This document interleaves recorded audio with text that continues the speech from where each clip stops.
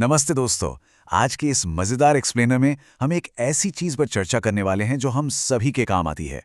हमारा लक्ष्य बड़ा ही सीधा है, कैसे इन लंबी, पकाऊ और थका देने वाली मैथ कैलकुलेशंस को बेहद सैटिस्फाइंग और आसानी से याद रहने वाले शॉर्टकट्स में बदला जाए।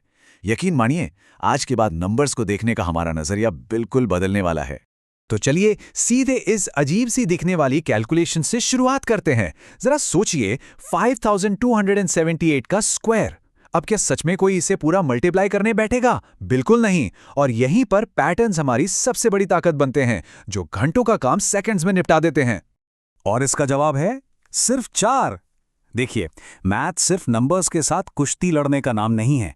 ये तो छिपे हुए पैटर्न्स को ढूंढने का एक बेहतरीन खेल है। इस नंबर का आखिरी अंक 8 है और 8 का स्क्वायर 64 होता है, जिसका आखिरी अंक 4 है ना? कितना आसान। आज की ये पूरी टूलकिट एग्जैक्टली यही साबित करने वाली है। इस कंप्लीट मेंटल मैथ्स टूलकिट को तैयार करने के लिए हम इन 5 जरूरी नियमों से गुजरेंगे। पहला है the perfect square cheat sheet, दूसरा यूनिट डिजिट्स और जीरोज, तीसरा द ऑड नंबर शॉर्टकट, चौथा मेकिंग नंबर्स परफेक्ट और आखिरी में द पाइथागोरियन कनेक्शन। तो आइए शुरू करते हैं अपने पहले हिस्से से, the perfect square cheat sheet. ये मैथ्स की सबसे क्विक ट्रिक है। यहाँ सबसे मजेदार बात यह है कि हम सिर्फ आखिरी डिजिट देखकर ही नंबर्स को रिजेक्ट कर सकते हैं। अगर किसी भी नंबर के आखिरी में 2, 3, 7 या 8 आता है तो वो कभी भी किसी भी हाल में परफेक्ट स्क्वायर नहीं हो सकता।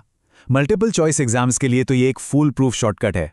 दूसरी तरफ अगर नंबर 0, 1, 4, 5, 6 या 9 पर खत्म होता है तो वो परफेक्ट स्क्वायर हो सकता है। अब आगे बढ़ते हैं अपने दूसरे रूल की तरफ, यूनिट डिजिट्स और जीरोज। अब जीरोज यानी शून्य की अपनी एक अलग ही दुनिया है। सबसे जरूरी बात यह है कि परफेक्ट स्क्वायर्स में हमेशा इवन यानी सम संख्या में जीरोज होने चाहिए। जब भी हम किसी नंबर का स्क्वायर करते हैं तो उसके जीरोज हमेशा दोगुने हो जाते हैं। जैसे 400 के स्क्वायर में ठीक 4 जीरोज होंगे। इसका मतलब है कि अगर कोई नंबर 3 या 5 जीरोज पर खत्म हो रहा है तो बिना कुछ सोचे उसे परफेक्ट स्क्वायर की रेस से बाहर निकाल दीजिए। बिल्कुल इसी तरह सिर्फ आखिरी डिजिट को देखकर हमें पता चल जाता है कि एक इवन नंबर जैसे 2826 हमेशा एक इवन स्क्वायर ही देगा जो 6 पर खत्म होगा, और ऑड नंबर्स का स्क्वायर वो हमेशा ऑड ही रहेगा। चलिए अब आते हैं तीसरे और मेरे सबसे पसंदीदा हिस्से पर, द ऑड नंबर शॉर्टकट। ये मैथमेटिकल टूलकिट का शायद सबसे सैटिस्फाइंग हैक है। ये दिखाता है कि कैसे लगातार ऑड नंबर्स यानी विषम संख्याओं को जोड़ना असल में सिर्फ उनकी टोटल गिनती का स्क्वायर करने के बराबर है। जैसे अगर शुरुआत के 4 ऑड नंबर्स को जोड़ना है, 1, 3, 5 और 7, तो उन्हें जोड़िए मत, सिर्फ 4 का स्क्वायर कर दीजिए, जवाब 16 आ जाएगा। ये एडिशन वाले स्टेप को बिल्कुल स्किप कर देता है।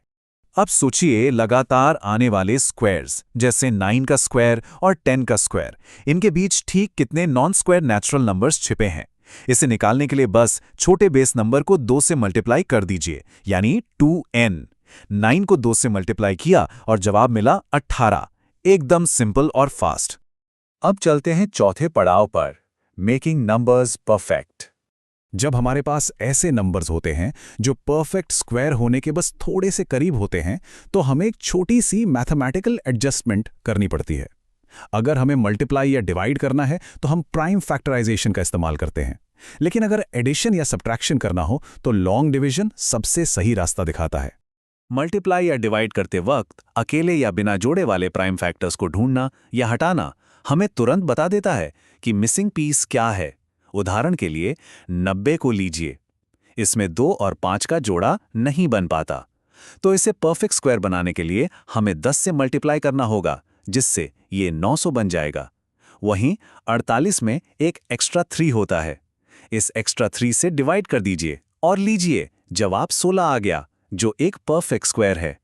दूसरी तरफ जब हम एडिशन या सब्ट्रैक्शन की बात करते हैं तो डिवीजन से मिलने वाला रिमाइंडर हमें बताता है कि नियर परफेक्ट स्क्वायर तक कैसे पहुंचना है। जैसे 80, ये 9 के स्क्वायर यानी 81 के बिल्कुल करीब है, इसमें 1 जोड़ दीजिए, 81 मिल जाएगा। और अगर 629 को लॉन्ग डिवीजन से सॉल्व करें तो 4 का रिमाइंडर बचता है, बस इस 4 को माइनस कर दीजिए और हम सीधा 625 पर पहुंच जाएंगे, जो 25 का परफेक्ट स्क्वायर है। और आखिर में अपना 5वां और अंतिम हिस्सा, द पाइथागोरियन कनेक्शन। अब इन रूल्स को नंबर्स की दुनिया से निकालकर थोड़ा ज्योमेट्री की दुनिया में अप्लाई करके देखते हैं। पाइथागोरन ट्रिपलेट्स 3 इंटीजर्स का एक सेट होता है जो थ्योरम को सेटिस्फाई करता है।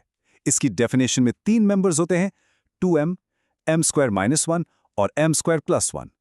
इस बेसिक अलजेब्रा को समझने से कॉम्प्लेक्स राइट एंगल ट्रायंगल की प्रॉब्लम्स चुटकियों में सॉल्व हो जाती हैं। चलिए इसका एक मैजिक देखते हैं। अगर सेट का सबसे छोटा मेंबर 8 है तो 2m को 8 मान लीजिए। इसका मतलब हुआ कि m की वैल्यू 4 हो गई। बस इस वैल्यू को फॉर्मूले में रखते ही पूरा ट्रिपलेट सीक्वेंस बिना किसी ट्रायल और एरर के अपने आप बन जाता है, 8, 15 और 17। चाहे एक राइट ट्रायंगल की मिसिंग साइड ढूंढनी हो या किसी रेक्टेंगल का डायगोनल निकालना हो, अगर हमें इन बेसिक बेस ट्रिपलेट पैटर्न्स की पहचान है तो हमें कॉपी पेन उठाने की भी जरूरत नहीं पड़ेगी।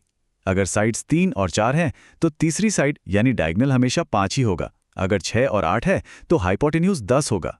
तो देखा आपने, ये सारे शॉर्टकट्स इस बात का सबूत हैं कि मैथ सिर्फ लंबी कैलकुलेशंस और थका देने वाली मेहनत के बारे में नहीं है। ये नंबर्स के छुपे हुए पैटर्न्स और उनके स्ट्रक्चर को देखने के बारे में है। और ये एक बड़ा ही मजेदार सवाल खड़ा करता है, हमारी रोजमर्रा की कैलकुलेशंस में ऐसे और कितने हिडन पैटर्न्स हैं जो अभी भी ढूंढे जाने का इंतजार कर रहे हैं। इस बारे में जरूर सोचिए और मैथ के इन राजों को ऐसे ही एक्सप्लोर करते रहिए।